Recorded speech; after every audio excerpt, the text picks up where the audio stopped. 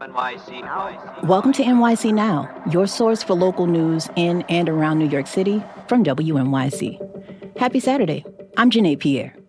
President Trump's new tax cut and spending bill will slash funding for programs like SNAP that help New Yorkers afford to get food. Republicans say the measure will eliminate waste, fraud, and abuse. But the nonpartisan Congressional Budget Office estimates the cuts will primarily benefit the wealthy, leaving the poorest families worse off. SNAP gives low-income families or individuals a monthly debit card to help them buy groceries. But now thousands of people in the city could risk losing their food stamps under pretty drastic changes to the program. My colleague Karen Yee is here to break it all down for us.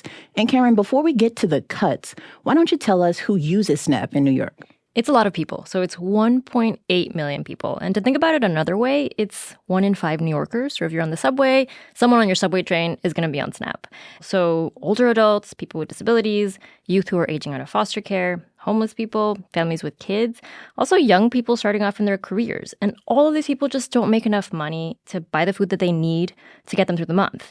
And there's also about 500,000 children who rely on SNAP in the city. So SNAP as a concept is supposed to supplement your budget, right? It's called the Supplemental Nutrition Assistance Program.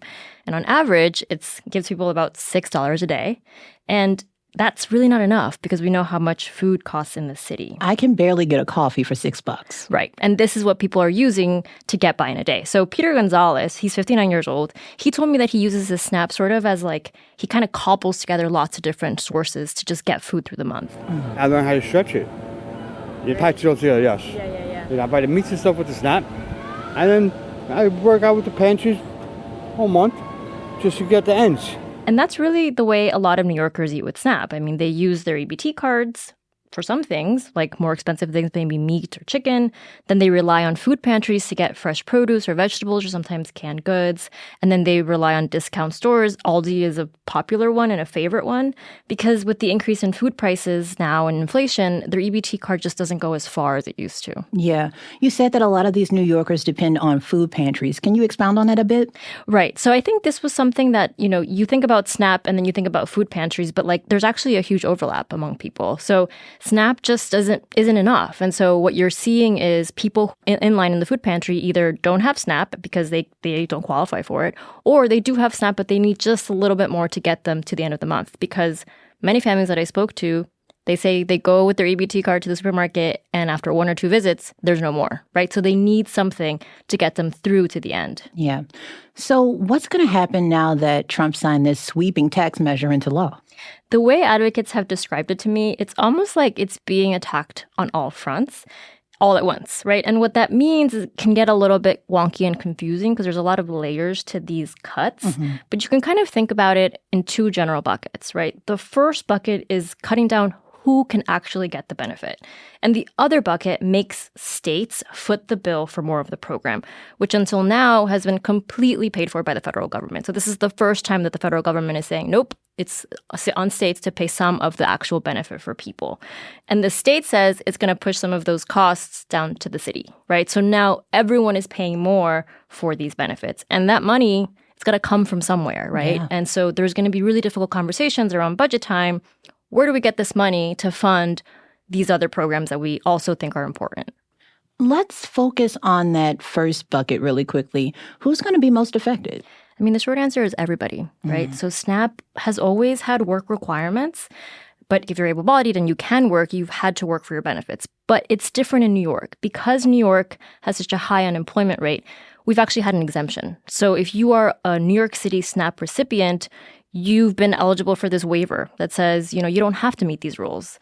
But that is going to end. So part of the cuts is that they're removing that waiver for the state. And that means New Yorkers who are on SNAP and are able-bodied between the ages of 18 to 54 now have to show documentation to prove that they're working to hold on to their benefits. But the other thing is now more people are added to that list of who has to work, right? So one is older adults. It's no longer up to 54 years old. You now have to work until you're 65 years old. So Peter Gonzalez has to get back to work. Exactly. And the other group is parents with kids 14 years or older. Before, parents were exempt if their kids were under 18. So if you're still with me, there's a whole universe of people that will now have to meet work rules. The estimate that the city gives me is that's about 250,000 in the city. That includes people like Keisha McAllen. She's 52, and she is also on SNAP, but she says that it's hard to find a job that really kind of meshes with people's responsibilities, especially to their families, or if they have to care for a sick relative or an elderly relative or a child. It's not worth it if individuals may be working and not making the money that will help take care of themselves. You may have family members who are living in the home who they may have to care for. Yeah, that's exactly what I was thinking about. It's so hard to find work these days. So you're telling me that people might lose their benefits if they can't find work. That's right. But it's not even that simple, right? Because it's not enough to just have a job. We know that we live in the city, right? There's the gig economy here, the cash economy, the sort of the underground economy. People are working. But the reason I said earlier you have to show the documentation to prove you're working, that is a big difference, right? So, for example, if you're a driver who works for an app company and you can't show or prove that you have consistent work hours, or if you get paid in cash, or say you're doing, domestic work or caring for an elderly family or relative, like what is the paperwork? How do you meet the requirements in the letter of the law? You are working, but it's sort of hard to meet those hurdles. And so those people could be at risk of losing their benefits. So many layers. What else? Okay, so we talked about the work rules. Now there are another 15,000 non-citizens. They're legal immigrants who are refugees, people granted asylum, victims of human trafficking. They are no longer eligible for SNAP. They will lose their benefits. And lastly, SNAP used to pay a little bit of extra in benefits to people who got help with their heating bills. That marriage is ending, which means about 480,000 people will get as much as $200 less a month in SNAP benefits. I spoke to Jerome Nathaniel. He sort of oversees policy at City Harvest, which is this food rescue group. And he called this cascade of cuts really unprecedented and catastrophic. Yeah, I mean, what we saw in the bill is nothing short of a catastrophe. It's the largest cut we've ever seen to the SNAP program at once.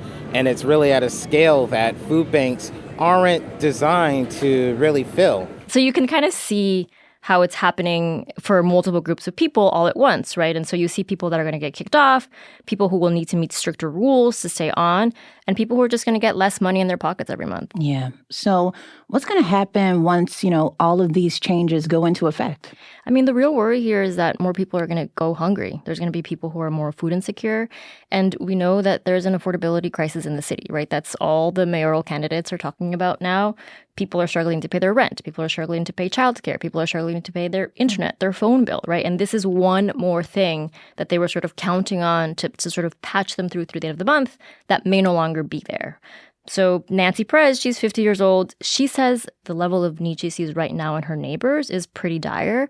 And she sort of worries what that will mean once we start to see this wave of cuts start to roll out. Everyone's talking about. I go to the store and sometimes I don't have enough. Sometimes I have to give someone else a couple of dollars at the store because they just don't have it. And the stores, some of them, they're nice and okay, the dollar, don't worry about it. Some people, they can't afford to let you go for $1.50. There are a whole bunch of Nancys, I'm sure, across New York City. Now there's a need, but I'm assuming, and Nancy is saying it here, that with these cuts, there'll be a new level of desperation, right? Exactly. I've visited several food pantries since the pandemic, during the pandemic, and I think, the visual we have of food insecurity, everyone saw the really long lines during COVID, right, of people who had never been food insecure lining up for food. And even though the public health emergency is quote unquote over, right, like that level of need hasn't really abated. I mean, inflation, people just can't afford to live. And so those lines are still there. As I was walking to this food pantry in Bed-Stuy, I actually passed another one right by a church. There was people lined up, and people lined up hours before the doors open. And so I think, pantries have talked about this persistent demand that hasn't really gone away. And, they're barely able to meet the demand. And now they're worried about what's going to happen when you're taking away SNAP or people are losing some of their SNAP benefits. That's going to put even more pressure on food pantries. And one last thing, right, to keep in mind, we're talking about cuts to SNAP, which is one program. This is happening in a universe of cuts to all sorts of safety net programs, right? This bill also cuts Medicaid.